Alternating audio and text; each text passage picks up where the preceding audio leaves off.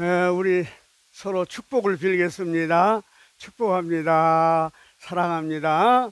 건강하시고 잘 되시기를 바랍니다. 그리고 여러분의 드리는 기도가 다 응답되기를 축원합니다. 오늘 말씀을 흔히 이야기하기를 복음 중에 복음이라고 그렇게 이야기를 하고 있습니다. 오늘 예수님께서 바리새인과 서기관인과 율법사들에게 비유로 하신 말씀인데, 이 비유를 통해서 우리는 하나님께서 우리를 얼마나 사랑하시는가, 하나님의 사랑의 깊은 뜻을 우리가 알 수가 있는 아주 적절한 비유라고 그렇게 생각을 합니다. 아울러서 이 비유 속에서 그리스도의 모습이 나타나고 있습니다. 잃은 양을 끝까지 찾아가는 목자의 모습, 그것은 바로 예수님 자신을 말하고 있는 것 아니겠습니까? 성경에는 많은 비유가 있고 예수님은 비유가 아니면 말씀을 하시지 않았다 할 정도로 비유를 통해서 천국 비밀을 말씀하셨는데, 비유란 것은 다른 이야기와 달라서 그 말씀의 소재가 참으로 중요한 것입니다. 곧 들어서 누구나 알 수 있는 내용이어야 된다는 이야기인 것입니다. 이렇게 볼 때에 2000년 전에 유대 사람들에게 있어서 그 모든 유대 사람은 누구나가 전부가 다 잘 아는 그들의 생활 현실을 가지고 예수님께서 이제 하늘의 비밀을 말씀한 것을 이제 볼 수가 있는 것입니다. 우리 예수님은 아주 그 당시 사람들에게 가장 적절한 소재를 취하여서 그래서 말씀을 전하고 있습니다. 그렇기 때문에 예수님의 말씀은 아주 쉬운 말씀이면서도 그 속에 아주 오묘하고 깊고 깊은 넓고 넓은 높고 높은 그 진리가 들어있다고 하는 이야기인 것입니다.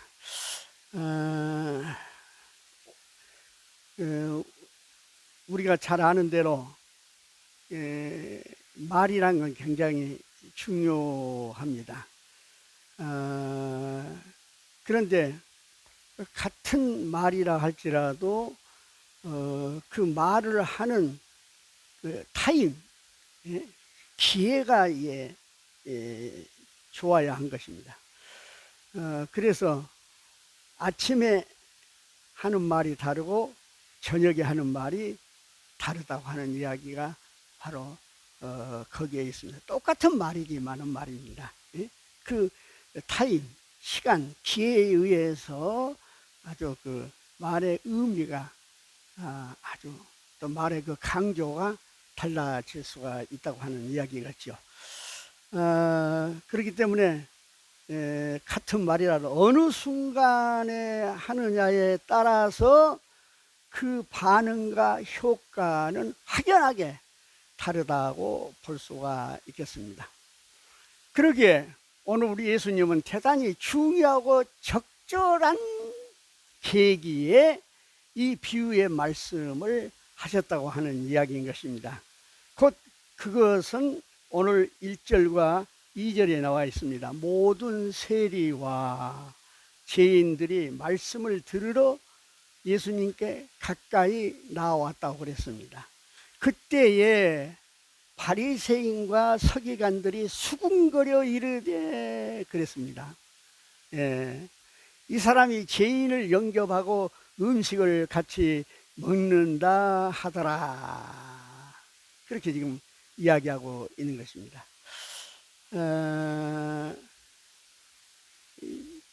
예수님께서 세리는 그때 당시 죄인으로 취급했으니까 세리를 뿐만 아니라 사회에서 좀 손가락질 받고 참 그 소외당한 그런 사람들, 죄인들과 같이 말씀을 나누고 음식을 나눈 것을 보고 이 바리새인들이, 이 바리새란 말 자체가 구별한다는 뜻 아니겠습니까? 자기들은 같은 유대인이지만은 특별히 하나님 잘 믿기로 율법을 잘 지키기로 구별된 사람이다. 그런 이제 교만이 있었는데 그 바리새인과 서기관들이 말하자면 예수 선생이 왜 저렇게 저런 사람들하고 같이 어울리느냐 하면서 아주 수군수군했다 그 말입니다. 이 수군수군했다 이 말은 다른 말로 또 표현해 보면은 와글와글 떠들어댔다고 하는 이야기며 불평불만을 쏟아냈다 그런 이제 뜻이라고 볼 수가 있겠지요. 예. 참으로 안타까운 일이죠. 그때 시대의 그 유대인들의 종교 상황을 살펴본다 하면 전문적인 종교인이 있어요. 그게 말하자면 서기관들, 제사장들 그런 사람 아니겠습니까? 그리고 평범한 민중 계층의 신앙인들이 있었습니다. 사실은요, 그 율법에 미슈나라는 것이 있는데, 미슈나라는 것은 아주 거미줄 같은 율법, 아주 예를 들어 이야기하자면 율법은 안식일을 거룩히 지키라 그렇게 했다가 하면은 미슈나는 어떻게 하냐면 그러면 그 안식일을 거룩히 지키려고 하면 어떻게 해야 되느냐 하면서 96가지의 법을 만들어 놓은 거예요. 이게 미슈나입니다. 미슈나. 거미줄 같은 그 율법을 일반 대중들이 전문적인 종교인이 아니고서는 지키기가 어렵지 않겠습니까? 그렇기 때문에 율법주의자들은 아주 교만했고 그 율법을 지키지 못한 사람들을 아주 멸시를 했던 것입니다. 예? 심지어 이런 그 일반 민중 계층의 신앙인들을 아마레츠 땅의 사람들이라고 그렇게 이제 부를 정도였던 것입니다. 바로 이런 때에 그 말입니다. 예수님께서 오늘 그 본문의 말씀, 비유의 말씀을 통하여서 아주 시기적절한 하늘의 비밀을 말씀하고 계신 것이죠. 그게 뭐냐? 바로 한 마리의 잃은 양을 찾는 목자의 이야기를 들려주신 것입니다. 여러분, 그 양에 대한 이야기가 많이 성경에 나오는데 무려 500회 이상의 성경에 양에 대한 이야기가 나옵니다. 그리고 우리가 그 창세기 4장에 보면은 처음에 양의 이야기가 가인과 아벨의 이야기가 나올 때에 아벨이 하나님 앞에 제사드릴 때 양을 잡아서 제사드렸다. 거기서부터 나온 것이죠. 그래서 이 유목민들인 그 유대인들에게 있어서는 양은 주된 그들의 재산이요, 생계 수단이고 아울러서 종교의식과 밀접한 관계를 갖고 있는 것입니다. 제가 이제 몽골에 이제 그 선교할 때 가서 이제 경험한 것인데, 몽골에도 양이 많이 있죠. 그런데 이제 귀한 손님이 온다 하면 이제 그 사람들이 양을 잡아서 이제 그 대접을 하는데 참 맛있어요. 언젠가 텔레비전에도 그런 음식에 대한 이야기가 나올 때 몽골 편에 나왔는데 양을 잡아가지고 항아리 속에다가 양고기를 한둘금 한둘금 놓으면서 불에 달구어진 돌을 그 속에다 집어넣어요. 그리고 한동안 놔뒀다 익힌 후에 먹는데 그 맛이 참 기가 막히게 맛이 있는 것이죠. 이게 뜨거운 돌의 열에 구워졌기 때문에 아주 자연적인 뿐만 아니라 아주 본래적인 그 담백한 맛을 그대로 가지고 있다고 볼 수가 있는데, 자, 뭐 이 양고기 이야기하니까 뭐 침을 이렇게 꿀꿀 삼킨 분도 계실 것 같은데 그게 아니고 그 양을 잡는데 이게 보니까요, 그 양의 심장을 그 목자가 이렇게 손으로 꽉 쥐어요. 그러면 이제 그 심장이 멈추어서 이제 죽는데 아무 소리를 내질 않은 거예요. 킥소리도 안 내요. 참 온유하다, 양이 온유하다는 이야기했는데 아주 소리 하나도 내지 않고, 그런데 마지막 양이 죽을 때 그 모습이 굉장히 저에게 충격이었습니다. 하늘을 쳐다봐요. 마지막 그가 고개를 터뜨리고 숨이 거두는 순간에 하늘을 쳐다본 후에 숨을 거두다가 말입니다. 아주 굉장히, 그래서 그 종교 의식과 밀접한 관계는 양이 있다고 하는 이야기가 그런 의미라고 볼 수가 있겠죠.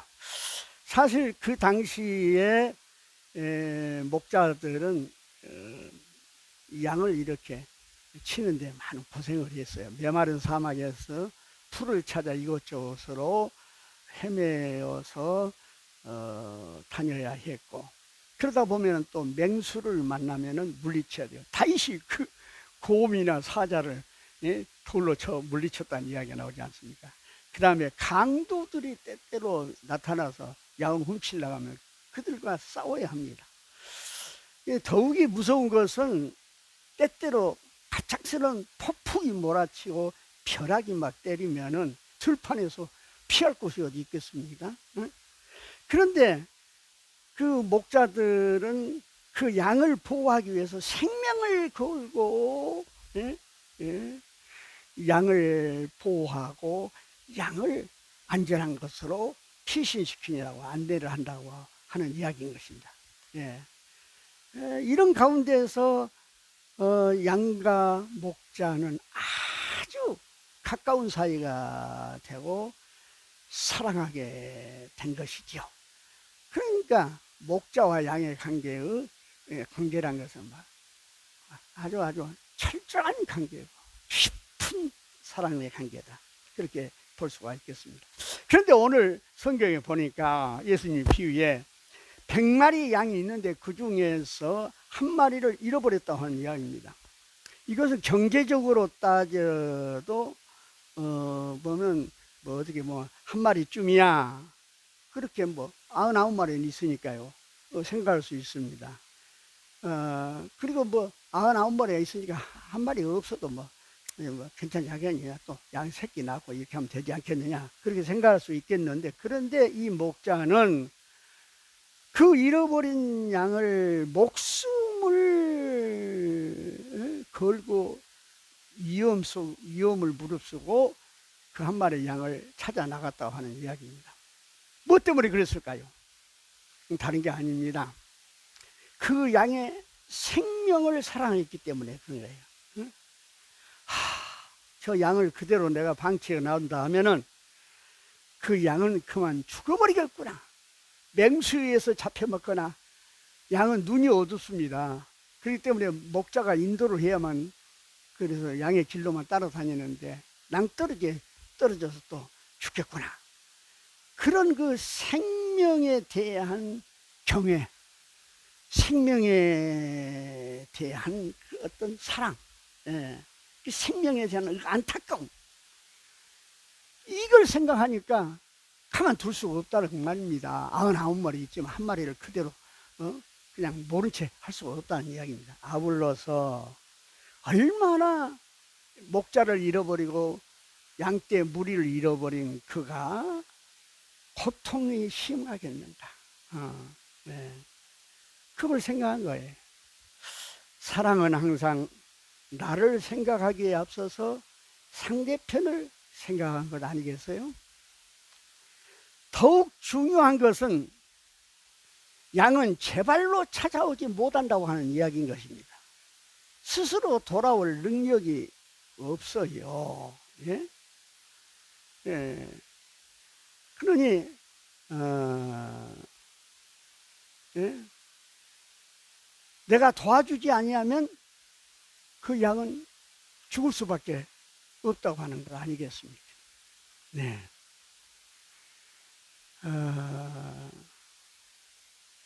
그래서 그 양은 포기할 수가 없다는 이야기죠. 목자의 심정이요, 그것이. 그러면 우리 여기서 한번 생각할 문제는 왜 이 양은 그렇게 혼자만 길을 잃고 불의에서 떨어지고 멀어졌는가, 그 이야기입니다. 그 양은 결국 고의적으로 악의적으로 그가 이탈한 것은 아니라고 하는 이야기입니다. 양은 연약합니다. 그리고 미련합니다. 그래서 큰 대열에서 떨어진 것입니다. 정말 안타깝죠. 아울러서 유혹에 빠졌다고 하는 것입니다. 아무리 맛있는 풀이 앞에 있다고 할지라도 목자가 가자 하면 가야 될 거 아닙니까? 안 된다고 하면 가지 말아야 하고, 먹지 말라 하면 먹지 말아야 합니다.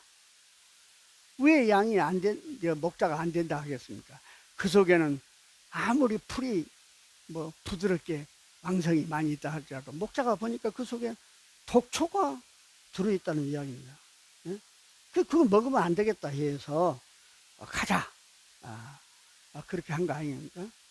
그런데 그 양은 말이죠, 목자의 음성을 듣지 아니하고 그냥 그 먹는 유혹에 빠져가지고 결국은 계열에서 이탈했다고 그렇게 볼 수 있는 것입니다. 신앙생활도 그래요. 이상한 데 찾아다니고 마음들 쓰다가 이용한 일 당한 사람 굉장히 많습니다. 또한 목자의 인도보다도 세상 즐거움을 더 좋아하며 따라가다가 헤어나질 못할 독소에 빠진 사람들도 많이 있습니다. 그러므로 우리는 목자의 음성에 귀를 기울이고 목자의 지시에 양은 따랐을 때에 행복하고 안전하고 평화롭다, 축복을 받는다, 그렇게 볼 수가 있지요. 우리는 여기서 생각할 것은 목자의 마음과 그 태도입니다. 만약 목자가 네가 잘못했으니까 그렇게 벌을 받아야 옳지 않겠느냐 하는 인과 보응의 그런 방법으로 생각한다면 아마 그 양의 생명은 그것으로 끝나버렸을 것이에요. 그러나 목자는 그렇지 않았습니다. 그 양에 대해서 불평하거나 원망하거나 심판하지 않았습니다. 오직 초조한 마음으로 찾아 나섰습니다. 그리고 찾을 때까지 찾아 헤맸다고 하는 이야기입니다. 이것이 바로 복음입니다. 마침내 그러다가 양을 찾았다 했어요. 그 양을 찾으니까 그가 즐거워했다. 그 말은 뭐냐면 노래하고 춤췄다, 그런 뜻이거든요. 우리가 노래하고 춤춘 것은 즐거울 때 한 거 아니겠습니까? 그래서 그 양을 메고 돌아와서 친구들과 더불어서 잔치를 벌였다, 그렇게 이야기를 한 것입니다. 여기 중요한 것은 양을 찾는 기쁨도 기쁨이지만은 여러 그 기쁨 후에 그 말이에요.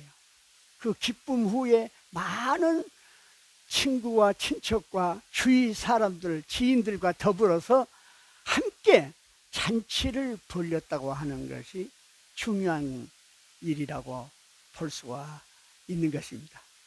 그렇습니다. 우리에게 어떤 기쁨이 있다고 했을 때 그 기쁨은 나 혼자의 기쁨이 될 것이 아니라 그 기쁨 후에 모든 사람들과 연합해서, 그것이 바로 공동 식사의 의미도 되는 것이죠. 연합해서 함께 즐거워한다는 것, 그게 굉장히 의미가 있다고 볼 수가 있고, 그것이 바로 하나님 나라가 아니겠습니까? 예. 이제 오늘의 비유 말씀이 우리에게 전하고자 하는 메시지가 있다가 하면은, 첫째는 하나님은 찾으시는 하나님이라고 하는 말인 것입니다. 찾아가시는 하나님, 네. 팔짱을 끼고 기다리고 계시는 하나님이 아닙니다. 네. 찾기 위해서 행동하시는 하나님. 네. 그렇습니다. 화해를 원한다 하면 내가 그 사람이 화해하기를 기다릴 것이 아니라 내가 친히 화해하러 가야지. 내가 찾아가서 먼저 손을 잡아야 한다, 그 말이 그렇습니다. 예. 그런데 그런 행동에는 희생이 따를 수밖에 없죠. 곧 내 자존심을 버리고 내 멍에를 버렸을 때만이 가능하다. 그것이 그리스도의 마음이지 않겠느냐는 생각이 듭니다. 두 번째 메시지는 뭐냐면 한 마리의 양이 크다는 점입니다. 예. 한 마리의 양을 찾는다는 것은 사랑은 개인적인 것임을 말해주는 것입니다. 네. 그러므로 나 하나가 필요한가 안 하는가 스스로 저울질해서 부질없이 낙심하거나 나는 우리 교회에 별 필요 없는 사람이야, 나는 이 공동체에 별로 쓰임받지 못한 사람이야, 그렇게 말하자면 절망적인 생각, 그런 생각을 가져서는 안 된다 하는 이야기인 것입니다. 예. 예. 제가 교회 이제 은퇴하고 교회를 해보니까요, 정말 한 사람의 영혼이 그렇게 중요하다는 것을 깨달을 수가 있었습니다. 예. 그렇기 때문에 우리는 괜히 소외감을 느낀다든지, 나는 우리 교회에서 별로다, 나는 이 모임에서 별로 중요한 사람이 아니다, 이런 생각 절대 가져서는 안 된다고 하는 이야기인 것입니다. 여러분,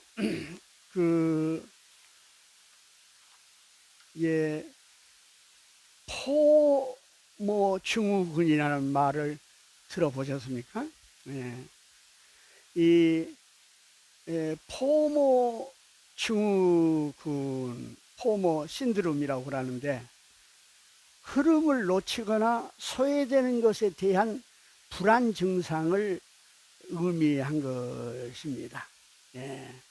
다시 말하면 포모증후군이 있는 사람은 자신만 흐름을 놓치고 있는 것 같은 심각한 두려움이나 세상의 흐름에 자신만 제외되고 있는 고립에 대한 공포감이 높으며 소외 불안 증후군이라고도 부르기도 합니다. 그래서 FOMO는 뭐냐 하면은 Fear of Missing Out, 약자가 FOMO, FOMO, 그렇게 이야기하는데, 이건 주로 이제 포모 신드롬은 우리가 이게 텔레비전에 보면은 광고 프로그램 같은 거 많이 있지 않습니까?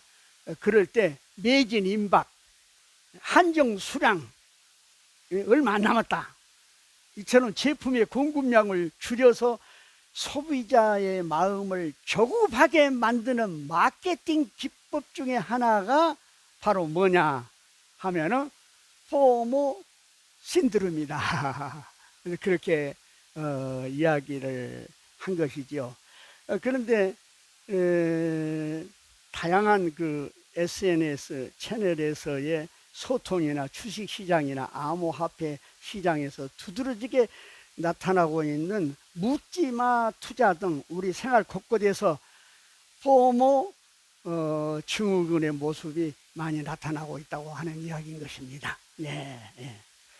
거기에 반해서 조모 신드롬이라는 것이 있어요. JOMO. 예, 조모 신드롬이라는 것은 뭐냐면 Joy of Missing Out의 약자로 놓치는 것의 즐거움으로 해석을 한 것입니다. 다시 말하자면 내가 소외당한 것을 오히려 즐긴다고 하는 의미인 것입니다. 예. 이미 많은 이들이 경험해본 즐거움입니다. 혼자 있고 싶은 주말에 스마트폰을 꺼두고 온전히 나만의 시간을 누려보았거나 혼자 떠난 여행의 즐거움이 바로 조모 신드롬이다, 증후군이다, 그렇게 이야기를 할 수가 있죠. 이렇게 조모는 혼자의 즐거움과 나를 위한 시간을 더 중요하게 생각한 것으로 자발적 소외라고도 말할 수가 있겠습니다. 감당할 수 없을 정도로 강대한 정보와 불필요한 인간관계에 따른 피로감을 호소하는 사람을 중심으로 조모도 빠르게 확산되고 있다고 하는 것입니다. 그래서 많은 사람들이 스마트폰 사용 시간을 제한하기도 하고, 또는 스마트폰에서 불필요한 앱을 하나둘 다 지워버리기도 한 것이죠. 왜? 그것은 조모 신드롬을 즐기기 위해서 그렇다는 이야기입니다. 그래요. 신앙 안에서도 그렇습니다. 내가 잃어버려지는 것이 필요하다, 그 말입니다. 꼭 내가 뭐 어떤 모임에, 어떤 자리에 필요한 사람, 꼭 있어야 될 사람 보다는 그 말이에요. 내가 잃어버려지는 것도 필요하다, 그 말이야. 곧 그 빈 자리에, 그 말이에요, 주님의 은혜가 깃들기 때문에 그렇다는 이야기인 것입니다. 그렇기 때문에 한 마리의 양이 얼마나 중요하다는 것을 오늘 이야기를 해주고 있는 것입니다. 끝으로 마지막에 7절에 예수님께서 하신 말씀이 뭡니까? 죄인 하나가 회개하면 하늘에서는 회개할 것이 없는 의인 99을 인하여 기뻐하는 것보다 더하리라고 말씀을 하신 것입니다. 죄인 하나가 회개하고 돌아올 때 그 감격과 그 즐거움에 주님의 만족하신 모습, 이로 인하여서 하늘나라에서는 잔치가 벌어진다고 하는 이야기인 것입니다. 바라기는